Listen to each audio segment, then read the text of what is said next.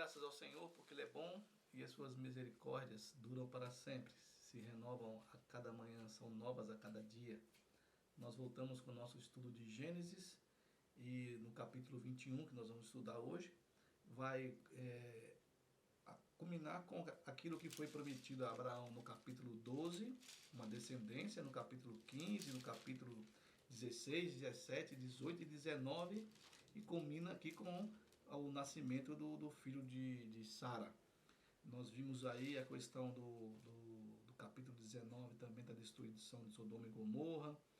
Nós vimos aquela coisa importantíssima que foi a questão dos Moabitas e dos Amonitas, filhos de Ló com as suas filhas. E agora, depois vimos aqui o acordo de Abimeleque com o Abraão, depois do Abraão ter mentido para Abimeleque. E agora estamos aqui no capítulo 21. Interessante porque no capítulo 20, no versículo 7, Deus fala para Abimeleque que Abraão iria orar, porque Abraão ele era um nabi, ele era um profeta, né? Ele era um anunciador, no caso. Aqui no texto, nós temos o texto bíblico em hebraico aqui. A tradução vai dizer que, versículo 7, dizer que o Abraão, ele é um anunciador, é isso mesmo, anunciador, um profeta de Deus. E agora estamos no capítulo 21, que Deus vai e visita a Sara, como ele disse no capítulo anterior, capítulo 19, e ela concebe e ela dá à luz um filho a Abraão, na velhice de Abraão. Abraão tinha 100 anos e Sara tinha 90 anos, 91 anos. Interessante que a palavra aqui, no texto, no 21, ela é bem forte para nós, porque diz que no tempo determinado por Deus. Aqui no outro texto aqui diz que está na época determinado que falou Elohim. Então nós temos no tempo de Deus que acontece a coisa certa.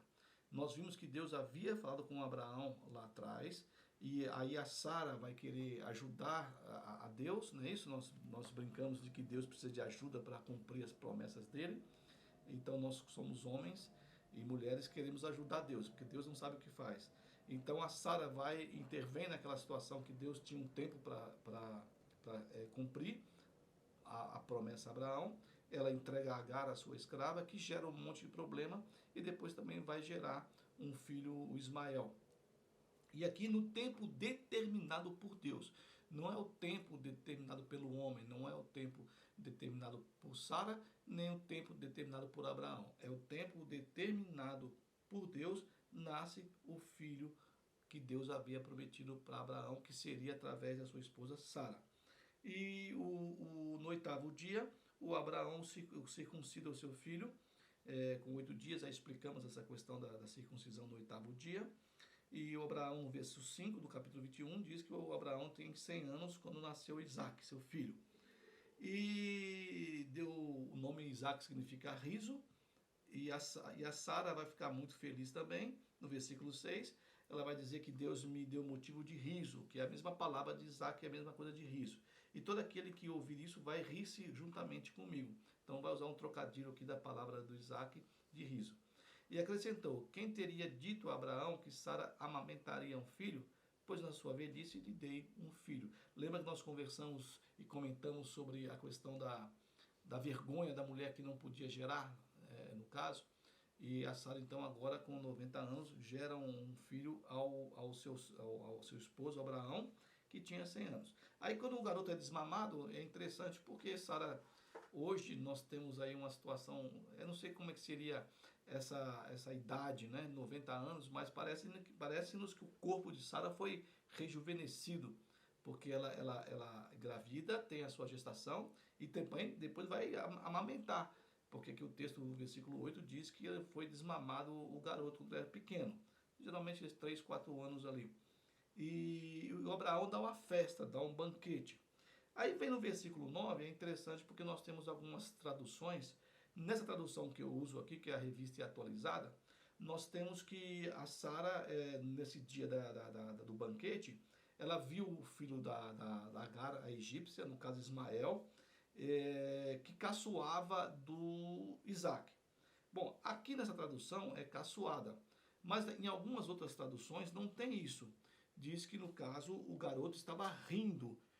Bom, aqui nós podemos, aí o pessoal traduz como esse riso como algo maléfico, de ruim, uma zombaria. Eu não entendo isso, eu acho que, porque o Ismael, ele era um adolescente e o Isaac era uma criança, um bebê, 3 anos de idade ainda. E eu creio que o Ismael estava brincando com o filho com o Isaac, e a Sara não gostou muito disso, né? Aqui no texto aqui, que no hebraico diz que e viu Sara, o filho de Agar, a egípcia, que gerou para Abraão, o que ria. E viu que estava rindo, estava brincando lá, né? E ela aqui caçoava. E também na revista E Corrigido também está um termo meu também de caçoar, também mais ou menos isso aí. Bom, então Sara chama Abraão, no versículo 10, e vai dizendo para isso, ó, rejeita a escrava e seu filho, porque o filho dessa escrava não será herdeiro com Isaac, meu filho. O Paulo vai usar essa palavra de Sara no texto de uma das suas cartas, dizendo que o filho da concubina, da escrava, não teria direito e seria o filho da mulher real, né, oficial. Mas é interessante que depois nós podemos ver se nós conseguimos chegar mais para frente, ainda quando vier as leis que foram dadas por Deus a Moisés, que lá se proíbe o filho, mesmo da escrava, mesmo da concubina, ele seria o primogênito, ele receberia, o certo seria esse pela lei, receber a herança do pai. Ele seria, se ele foi da concubina e foi o primeiro, ele teria que receber, né? E aqui não, Sara vai e quer que o Abraão mande embora. E o Abraão ficou ali meio receoso, teve muita pena, né, por causa do filho dele também, que era Ismael. E aí vem Deus aqui, intervir aqui e fala que ele deveria realmente ouvir a Sara e enviar embora o filho dele, Ismael. Mas também ele iria abençoar o Ismael, como ele prometeu para Agar por duas vezes nos capítulos anteriores que nós vimos. Então, aqui vai ser uma situação de afirmação no capítulo 12, porque diz o seguinte, o Senhor fala para Abraão, né? Por Isaac será chamada a sua descendência. Então, nós temos hoje um litígio, uma discussão entre os muçulmanos e os judeus, de que os muçulmanos creem que a linhagem de Ismael é a linhagem oficial. E os judeus creem, já comentamos isso aí, que também é o cristianismo, que a linhagem é a linhagem de Isaac. E por aqui, diz que por Isaac que seria chamada a descendência de Abraão. Tá? Mas também no versículo 13 vai dizendo que o Ismael seria uma grande nação e que ele também, por ser descendente de Abraão, também seria abençoado. Então o Abraão levanta de manhã, de madrugada, ele toma um pão e um odre de água, né, para duas pessoas no meio do deserto, e ele põe o odre e o pão nas costas da Agar e dá o menino na mão dela lá e despede os dois e ela sai andando errante.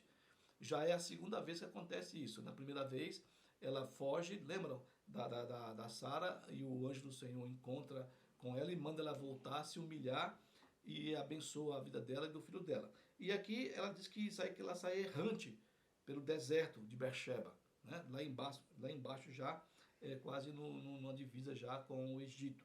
E ela é o garoto devia ter lá talvez uns 15 anos, mais ou menos aí, ou mais, e 15, 17 anos, e a água acaba, porque ele dá só um odre de água para ela, né?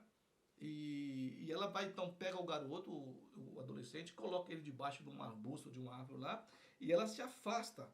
E ela se afasta, uma distância, não diz aqui o texto, do tiro de um arco, porque ela não queria ver a morte da criança, porque ela dizia para ela, assim não verei morrer o menino. E sentando-se em frente dele, levantou a voz e chorou. Então ela deixa a criança debaixo de um arbusto, ela dá uma distância, mas fica olhando para o garoto lá. E ela começa a chorar. O texto bíblico aqui é super interessante, porque ele vai dizer que Deus, no 17 aqui, seria para nós aqui no caso, escutou Elohim, a voz deu o jovem, né? E Deus, porém, ouviu a voz do menino. Não foi o choro da Agar que Deus ouviu. Deus ouviu a voz do menino. E talvez também o menino também estivesse chorando. Aqui para mim não é choro, é um clamor, talvez de Ismael, porque ele não está chorando. A Agar está chorando, mas ele não. E Deus ouve a voz do menino. E o anjo de Deus chama do céu Agar. Ele disse: Que tens, Agar? Não temas, porque Deus ouviu a voz do menino, daí onde está. Então, daquela vez que é a primeira vez que ela foge de Sara, Deus ouve a Agar. E agora não, ele ouve o garoto. Né? Então, manda ela levantar e levantar o rapaz e segura a mão dele, porque eu farei dele um grande povo. É a promessa que é feita para Ismael. E Deus abre os olhos da Agar e ela encontra um poço de água e vai e enche o odre e dá umidade de beber ao rapaz. E depois o rapaz cresce e ele habita no deserto e vai se tornar flecheiro no versículo 20. E ele habita no deserto de Parã e sua mãe casou com ele, no caso, o casou com uma mulher da terra do Egito. Então ele fica lá embaixo, a mulher, a Agar arruma uma esposa para ele e ele casa com a mulher do Egito. E lá nesse tempo aí, enquanto está acontecendo a situação aqui embaixo com Agar e com Ismael, lá em cima volta a aparecer o Abimeleque, aquele mesmo Abimeleque da qual Abraão mentiu para ele em relação a Sara. Ficaram amigos e o Abimeleque, junto com o seu general, o comandante do seu exército lá, o Ficol, eles se encontram com Abraão.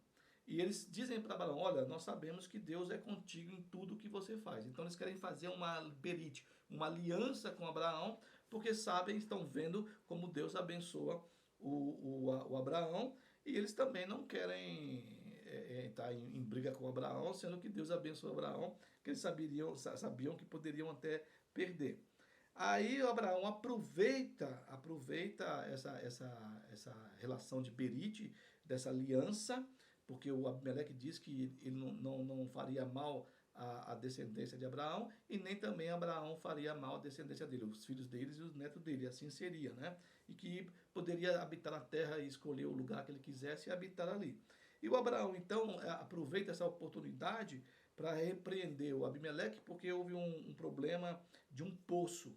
E o Abimeleque disse que não sabia dessa história, não sabia que o que estava acontecendo, que os pastores dele tinham brigado com os pastores de Abraão, e não entendia. Mas aí os dois fizeram aliança e o Abraão separa ali para ele, para o Abimeleque, uns animais, para 7 cordeiros, para dizer. Aí o Abimeleque: o que são esses cordeiros? Não, isso aí é para provar para você que o poço que fui eu que cavei o poço. Bom, eles fazem aliança, eles juraram entre eles ali essa aliança, essa berite ali em Beersheba também. E o Abimeleque sai com o seu comandante, o Ficol, e vai embora para a terra dos filisteus. Aí o Abraão vai, no versículo 33, planta Abraão tamargueiras e tamarinos, né, em Beershebas ali. E é interessante agora, porque o Abraão conhecia o Yavé, lembram lá? Depois ele conhece o Deus chamado por Melquisedeque de El Elion, e agora ele chama lá o Olam. Né? Plantou Abraão tamangueiras em Beersheba e invocou ali o nome do Senhor, de Yavé El Olam, ou seja, Yavé, Deus eterno. Ele vai então, ele reconhece o atributo de eternidade do Yavé como Deus, o El, no caso, eterno. Aqui não sei se é El mesmo ou se é Elohim. Então, no capítulo, no hebraico, está, plantou Yavé El, isso mesmo, El Olam, né? O Deus de tempo longo. Ele reconhece o Yavé assim. Depois de tudo isso que aconteceu, Deus parece-nos que quer provar essa questão do Abraão. Eu não sei se nós podemos dizer aqui que... Lembra que eu comentei em algum momento, não sei se foi na pregação, se foi no mesmo estudo, que tudo que nos domina, que tudo que é sobre nós, que tem mais poder e que está à frente de Deus, e nós não temos controle sobre aquilo, e nós somos escravos, é pecado. Nós deveríamos aprender com Jesus de que teríamos que colocar Deus em primeiro plano, em primeiro lugar de todas as coisas. Eu não sei, não posso afirmar nessa questão aqui, porque nós sabemos que que Deus não tenta ninguém com o mal, mas Ele pode, em certas circunstâncias, Ele pode nos testar ou nos pôr à prova, né? E vai colocar aqui então Abraão talvez nessa prova. Talvez para mim, como ele queria muito filho da Sara, ele tem um filho agora, o Isaac, e esse filho se torna para ele o mais importante para ele, o primeiro lugar. E alguns vão dizer, alguns historiadores e estudiosos vão dizer que, que Deus colocou Abraão à prova para ver se ele amava mais o filho dele do que o próprio Deus. E o que vai acontecer então? E Deus chama o Abraão, e aqui está dizendo que põe ele à prova, e no texto hebraico diz que o Elohim testou Abraão, está testando Abraão, aqui diz que ele colocou à prova, na revista e atualizada, e ele chama o Abraão, e o Abraão diz, ó, eis-me aqui, né? Isso acontece muito na questão também de Moisés, também, que chama Moisés, né? E ele diz, eis aqui, estou aqui, né? E o Abraão fala a mesma coisa, estou aqui. Aí Deus vai acrescentar, dizendo assim, ó, toma teu filho, teu único filho Isaque, a quem amas, e vai-te à terra de Moriá, oferece-o ali em holocausto sobre um dos montes que eu te mostrarei. Bom, essa questão de sacrifício de seres humanos, nós temos os sacrifícios de animais, e depois vai ser estabelecido como uma lei na questão do judaísmo, o animal sendo apropriação de entrega diante de Deus, em vez do povo, né, daria o animal, você pecou, você errou, você dava um animal, e Deus recebia aquele sangue como apropriação do seu pecado. Depois nós temos isso em Jesus, o último sacrifício, não tem sacrifício, Jesus foi o último sacrifício, por amor a você, por amor a mim, ele derrama o seu sangue, para acabar com essa questão de sangue, porque o texto de Isaías, o próprio Deus disse que estava cansado dos holocaustos, cansado dos sacrifícios dos judeus, estava cansado das festas, das luas novas dele, ele não queria mais, ele queria que eles o amassem de coração, não fazer festa e sacrifícios e todas as coisas, e o coração estava longe de Deus, para ele não era importante isso. Mas nas comunidades, nas culturas lá, talvez Abraão tenha até visto isso, lá em Ur dos Caldeus e também em Padan Aram, era normal essa questão de sacrifício humano, era praticado, né? Não sabemos que se por pessoas que nós poderíamos dizer piedosas, mas que era normal, era normal. Assim também como você tinha nos templos também de várias culturas, os prostitutos do templo e as prostitutas também do templo. Então era normal prostitutas terem prostituta. No caso também uma prostituta sacerdotisa, sacerdotal, que teve um encontro com um dos patriarcas de Israel, que foi Judá. Mas na verdade ela não era a nora dele, e ela se finge de prostituta no caminho, e Judá vai de encontro a ela. Então nós temos aqui algo que era normal naquele momento, naquele tempo, né? E o Abraão talvez não se assustou com isso. Mas é interessante porque ele manda para Moriá, e da onde ele estava ali embaixo, ali até chegar em Moriá, que depois vai ser onde vai ser construído o templo de Salomão, lá em cima em Jerusalém, e uns 80 quilômetros. Então você imagina o que se passou pela cabeça de Abraão, e também pela cabeça também, talvez, do Isaac. Ele não estava sabendo o que estava acontecendo, mas o filho estava com ele lá. E eles vão caminhando para esse local, onde futuramente seria o templo de Salomão, e eles levam os animais ali, um jumentinho tal, com a lenha, e vai lá para o caminho indicado que Deus indicou. E no terceiro dia, né, quer dizer, eles vão andar esse tempo todo aí, Abraão olha, levanta os seus olhos, e ele vê o local, e o local de longe. Então ele diz para os servos que vai ele, o filho e alguns servos com ele, ó, vocês fiquem aqui, esperem aqui com o jumento, eu e o rapaz iremos até lá. E havendo adorado, voltaremos para junto de vós. Bom, aqui vai ter um monte de pensamentos, de opiniões, de que Abraão cria que iria acontecer alguma coisa que livraria o filho dele, Ismael. Porque ele fala assim, ó, nós vamos lá e nós vamos voltar. Vocês nos esperem aqui, que nós vamos voltar. Vamos ver. Aqui no texto hebraico. E disse Abraão aos jovens dele: assentai-vos por vós aqui, com o jumento, e eu e o jovem iremos até lá. E nos prostraremos e retornaremos para vós. Então, parece que havia uma questão aí de uma fé, uma confiança demonstrada por Abraão, de que talvez acontecesse alguma coisa que ele conseguiria trazer o filho dele de volta. E ele caminha então, e é interessante porque ele toma no versículo 6 a lenha do holocausto. O holocausto seria o filho dele, né? E ele sobre o Isaac, vai colocar sobre o Isaac a própria lenha do holocausto. Ele põe: e pegou Abraão as madeiras do sacrifício queimado por inteiro e pôs sobre Isaque o filho dele. E pegou na mão dele o fogo e o cutelo e andaram os dois deles juntos, né?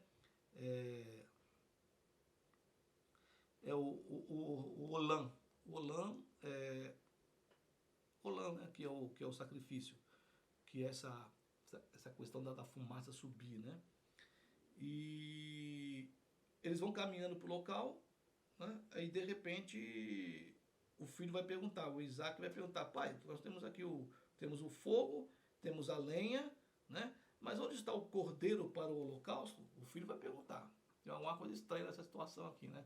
Nós viemos fazer um holocausto, ele já tinha visto o pai, a gente viu por várias vezes o Abraão levantar um altar ao Senhor e fazer um holocausto ao Senhor, um olam ao Senhor, no caso. E daqui a pouco ele está perguntando para o pai: cadê o cordeiro? Aí vem essa questão. Algumas pessoas falam que depois de muito tempo foi a questão de Jesus, da provisão de Jesus, que foi a mesma coisa, né? Que Jesus foi o cordeiro de Deus que tira o pecado do mundo. E Deus leva também sobre ele o próprio madeiro, onde ele vai ser crucificado.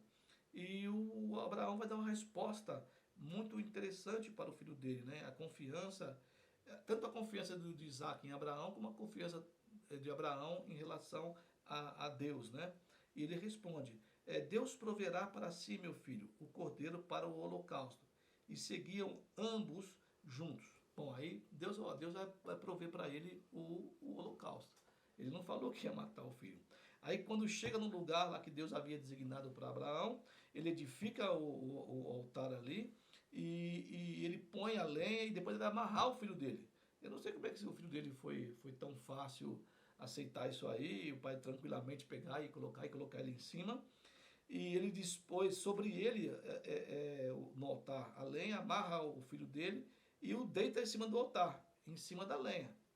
E vai pegar lá o cutelo, lá, o facão lá, e vai querer imolar o filho. E quando ele vai matar o filho dele, no caso, para obediência àquilo que Deus estava pedindo, ouve-se uma voz do céu, né? E branda o anjo do Senhor: Abraão, Abraão, né?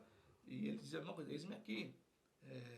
Não estenda a mão sobre o rapaz e nada lhe faças, pois agora sei que temes a Deus, porquanto não me negaste o filho, o teu único filho.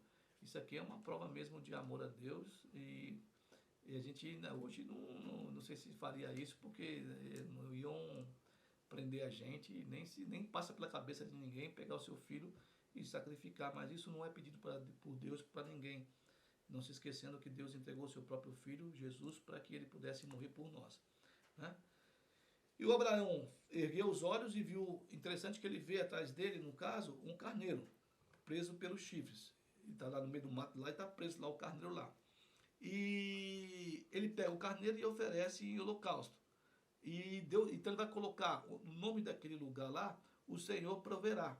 Daí dizer-se até o dia de hoje, no monte do Senhor se proverá, que é Yahvé Jiré, ou Yahvé Iré, né? O Senhor verá no sentido de providenciar. Então, Yahvé Jiré, Deus provê, Deus proverá. E vê uma voz do céu, um brado do anjo do Senhor. E aí está a questão, no versículo 16, importante para nós, que diz assim: jurei por mim mesmo, diz o Senhor, né? Porquanto fizeste isso e não me negaste o teu único filho, que vou te abençoar, vou te multiplicar a sua descendência como as estrelas dos céus. Nós podemos contar algumas estrelas aí, diz alguns estudiosos que pelo menos até 3.000 nós conseguimos contar, né? Mas não conseguimos contar os grãos da areia da praia. Isso não dá. Essa vai ser a sua descendência. E nessa sua descendência, que será bendita todas as nações da terra, porque você obedeceu a minha voz. Bendita por quê? Bendita porque de Abraão viria Jesus. E é Jesus que vai fazer o sacrifício de expiação do pecado de toda a humanidade. Né? E porque você obedeceu a minha voz. Né? Essa questão, jurei por mim mesmo.